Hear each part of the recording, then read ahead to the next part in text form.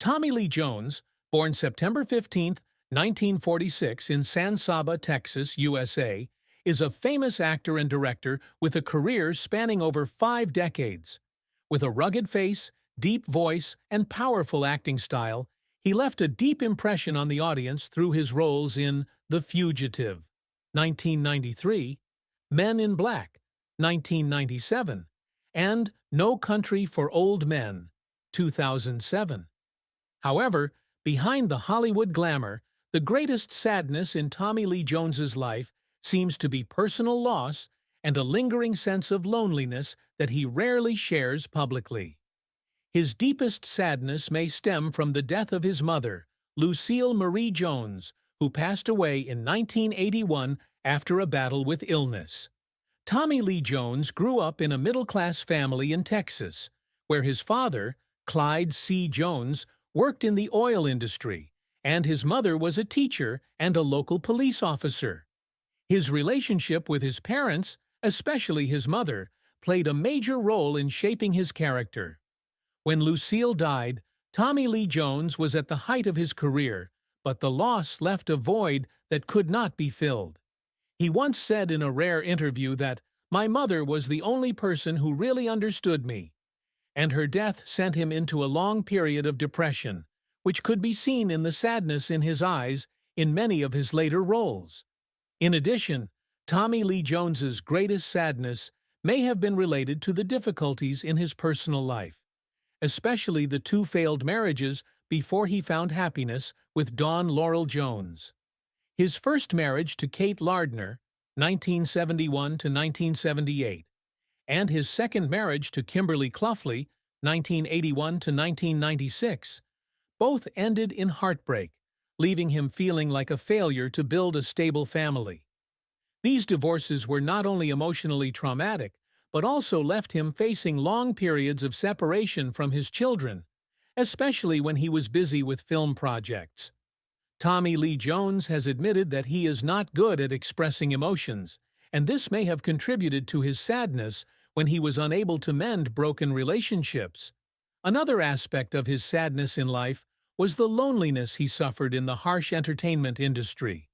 Despite being a talented actor, Tommy Lee Jones was often described as a withdrawn, antisocial person who disliked the glamour of Hollywood. "I don't feel like I belong here," he once told The Guardian, referring to his alienation from the glamorous world he was forced to enter to maintain his career. That sadness was not a specific event, but a lasting state, part of his inner character, and the sensitivity he hid behind his tough exterior. Tommy Lee Jones's career has been a long and tumultuous journey, from his struggling early days on stage to becoming one of Hollywood's most respected actors. He began his acting career after graduating from Harvard in 1969, where he studied English literature and played football. He initially appeared in Broadway plays, making his debut in A Patriot for Me, 1969. His first television role was on One Life to Live, 1971 to 1975, where he played Dr. Mark Toland, a conflicted psychiatrist. Although it was a supporting role, it was an important stepping stone for him to move to the big screen. Tommy Lee Jones' first big success came in 1993 with the role of Governor Samuel Gerard in The Fugitive. The film not only grossed over $368 million worldwide, but also earned him an Oscar for Best Supporting Actor, a golden milestone in his career. This role demonstrated his brilliant acting ability as he transformed into a determined but humane pursuer. Following his success, he participated in Men in Black, 1997, as Agent K, a character that was both serious and humorous, helping the film gross over $589 million and making him a global star. Another high point was his role as Sheriff Ed Tom Bell in No Country for Old Men, 2007, a 4-time Oscar winner where he displayed rare depth and thoughtfulness, earning critical acclaim. However, Tommy Lee Jones's career has not been without its failures. One of the most forgettable projects was Batman Forever, 1995, where he played Two-Face. Although the film grossed $336 million, his role was criticized as being too over-the-top and lacking depth, especially when compared to the performances of Val Kilmer and Jim Carrey in the same film. He admitted in an interview that he was unhappy with the role and felt he had not done a good job. Another failure was Black Moon Rising, 1986, an action film that grossed less than $1 million against a $3 million budget, which made him question his ability to choose scripts. The efforts to make Tommy Lee Jones cry are often associated with absolute dedication to his work. When filming The Fugitive, he worked tirelessly through dangerous action scenes, even suffering minor injuries, but still continued filming to keep up with the schedule. He said that one night he cried from exhaustion after completing the chase scene on the dam, not because of the physical pain, but because of the feeling of satisfaction mixed with pressure. In No Country for Old Men, he spent months researching the character's psychology, even crying while reading the script, because he sympathized with Ed Tom Bell's pain at the cruelty of the world. As a director, he also shed tears when completing The Homesman, 2014, a film he both directed and starred in because of the pride and anxiety of having to shoulder the entire project himself. 3. What Tommy Lee Jones always strives to achieve. Tommy Lee Jones did not just want to be a famous actor. He always aimed to become a well-rounded artist, respected for his talent and dedication. The 1994 Oscar was his greatest achievement, but he did not stop there. He has always tried to bring artistic value to each of his roles, from strong action characters like in U.S. Marshals, 1998, to deep emotional roles like in the Valley of Elah, 2007, for which he was nominated for a second Oscar. This diversity is something he has constantly pursued, with the goal of not being boxed into a certain type of role.